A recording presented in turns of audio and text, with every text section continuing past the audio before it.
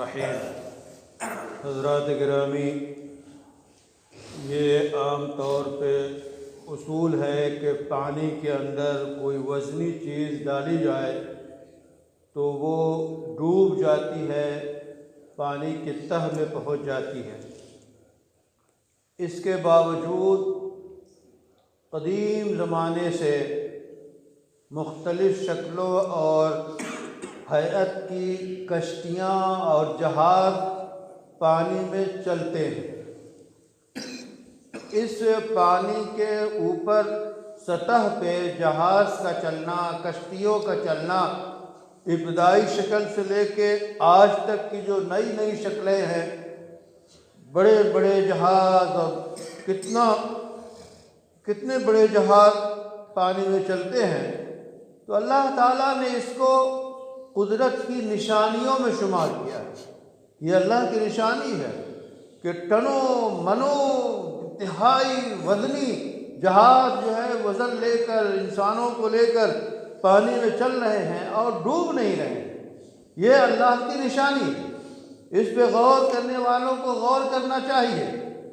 اور اسی میں کبھی ایسا منظر بھی آتا ہے کہ جب جہاز بھنور میں پھنستا ہے، ڈگمگاتا ہے، ایسا لگتا ہے کہ اب ڈوب جائے گا، تو قرآن منظر نقل کرتا ہے کہ اس میں سوار جو ہیں وہ سارے معبودوں کو چھوڑ کے، سارے خداؤں کو چھوڑ کے ایک اللہ کو پکارنے لگتے ہیں، ایک ہی اللہ وہی بچائے گا۔ اور پھر جب بھنور سے جہاز نکل جاتا ہے، کشتی نکل جاتی ہے، تو پھر جب کنارے آ جاتے ہیں تو پھر ان میں سے بہت سے لوگ اسی کفر پہ اور پرانے کفر پہ لوٹ آتے ہیں۔ تو یہ انسانوں کی فطرت کو بیان کیا گیا کہ ایک طرف یہ اللہ کی نشانی ہے، اس سے سبق لینا چاہیے، اور دوسری طرف جب وہ ڈوبنے لگتے ہیں تو اللہ کو پکارتے ہیں، صرف اللہ کو پکارتے ہیں، اور جب نجات پا جاتے ہیں تو پھر وہ پرانے کفر پہ لوٹ آتے ہیں۔ تو اس سے بچنا چاہیے اور اللہ کو یاد کرنا چاہیے۔ پھر قرآن نے بتایا کہ ان کو چاہیے کہ اللہ سے ڈریں، اور یہ نشانی ہے لِكُلِّ صَبَّارٍ شَكُورٍ، ہر صبر کرنے والے اور شکر کرنے والے۔ یہاں ظاہر ہے کہ جب وہ جہاز بھنور میں پھنستا ہے تو انسان برداشت کرتا ہے، اس کی عجیب کیفیت ہوتی ہے، تو صبر کرنے والا، اور جب نجات پا جاتا ہے تو اللہ کا شکر ادا کرتا ہے۔ تو دو چیزیں ہیں، صبر اور شکر، یہ دونوں انسان کو کامیاب بناتی ہے۔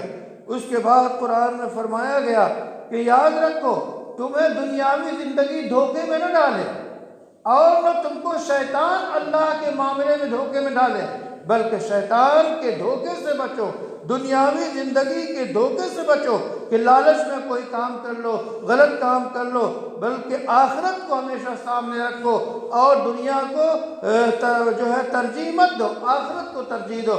تو نہ تمہیں دنیاوی زندگی دھوکے میں ڈالے، اور نہ شیطان جو دھوکے میں ڈالنے والا ہے وہ تمہیں دھوکے میں ڈالے، بلکہ اس سے بچ کے رہو۔ تو یہ مضمون بیان کیا گیا ہے۔ پھر اس کے بعد قیامت کے منظر جو ہے بتایا گیا ہے کہ قیامت ضرور آئے گی، قیامت کے بارے میں بتایا گیا۔ پھر وہ چیزیں جو جس کا علم صرف اللہ کو ہے اس کے بارے میں بتایا گیا۔ تو بہرحال ہمیں یہ چاہیے کہ اللہ کی نشانیوں سے سبق لیں، اللہ کو پہچانیں، اللہ کو یاد کریں، اور اپنی زندگی کو شیطانی دھوکے سے اور دنیاوی دھوکے سے بچائیں۔